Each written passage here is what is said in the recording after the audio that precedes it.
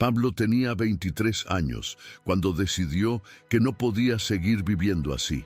Vivía en una aldea enclavada entre colinas silenciosas y bosques densos, donde los días parecían repetirse como páginas amarillentas de un libro olvidado. Era conocido por todos como el tipo que nunca se rendía, el primero en levantarse, el último en acostarse, siempre dispuesto a ayudar. Pero por dentro siempre parecía faltar algo. Era como si todo lo que hacía, cada leña cortada, cada casa reformada, cada cosecha exitosa, se convirtiera en polvo en el instante en que sucedía. Por más que recibiera sonrisas y elogios, había un vacío que ninguna conquista parecía llenar. Un día, después de otra noche sin dormir mirando el techo de paja de su habitación, decidió buscar a Amadeu, el viejo sabio que vivía al final del sendero torcido cerca del borde del bosque.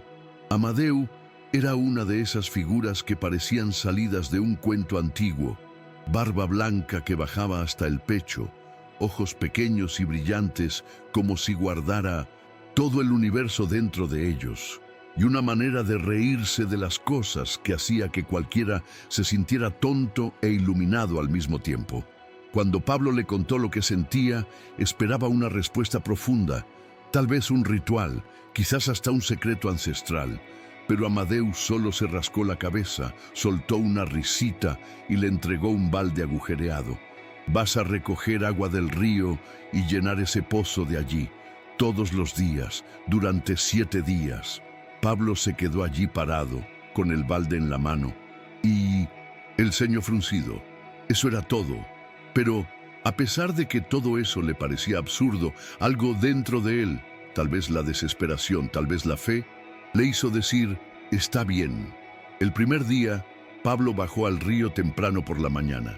El agua estaba fría, cortante, y el balde agujereado parecía burlarse de él a cada paso de vuelta. Antes de llegar al pozo, la mitad ya se había escapado, y al vaciar el resto, apenas hizo ruido en el fondo seco. El segundo día, intentó caminar más rápido. El tercer día, intentó tapar los agujeros con tela y cera. Nada funcionaba. Cada ida y vuelta era un recordatorio del fracaso. Los habitantes del pueblo incluso susurraban entre sí, pensando que Pablo se había vuelto loco. Pero él seguía.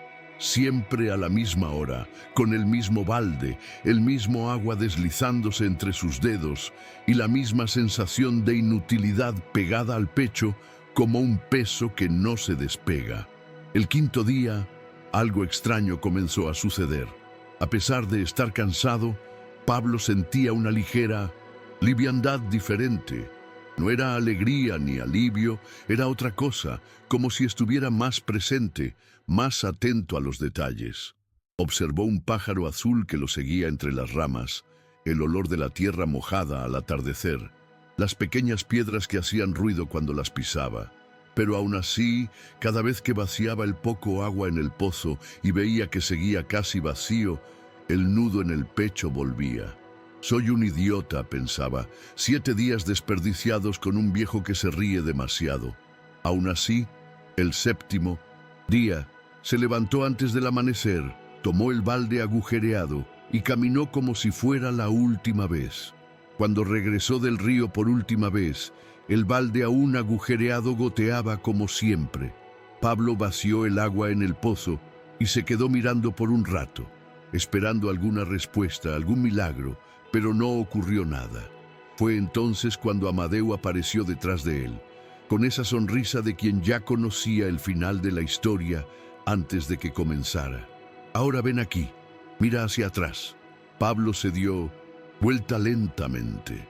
Donde antes solo había un sendero seco, golpeado y sin vida, ahora crecían pequeñas flores amarillas y moradas, salpicadas por el suelo como si la propia naturaleza hubiera pintado el camino con cuidado. Con cada paso que dio con ese balde inútil, había regado un camino que, hasta ese momento, parecía estéril.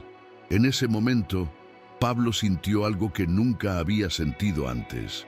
Lloró, pero no de tristeza. Lloró como si, por primera vez, hubiera entendido algo que su alma había estado gritando durante años.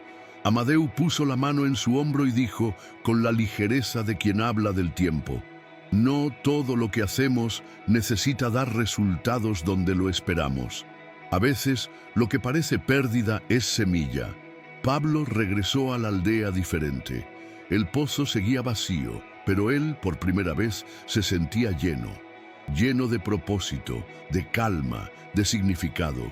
Y desde ese día nunca más despreció el camino, porque entendió que, incluso imperfecto, podía esparcir belleza por donde pasará.